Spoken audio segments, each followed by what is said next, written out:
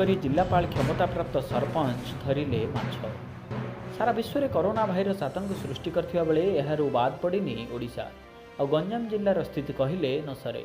गंजाम रे सर्वाधिक corona positive चिन्हट होइथिबा बेले एहाको नियंत्रण करिबा पई जिलापाल विजय अमृत कुलांगे बारंबार लॉकडाउन एवं शटडाउन घोषणा करुछंती। सरपंच मानक मध्य जिलापाल क्षमता प्रदान करछंती राज्य सरकार। केतक स्थान में जिलापाल क्षमता प्राप्त सरपंच उत्तम कार्य करी प्रशंसा पाइथिबा बेले किंतु एहार व्यतिक्रम देखा मिली मुख्यमंत्री निर्वाचन मंडली हिंजिलकाट ब्लॉक अंतर्गत राळव ग्राम रे।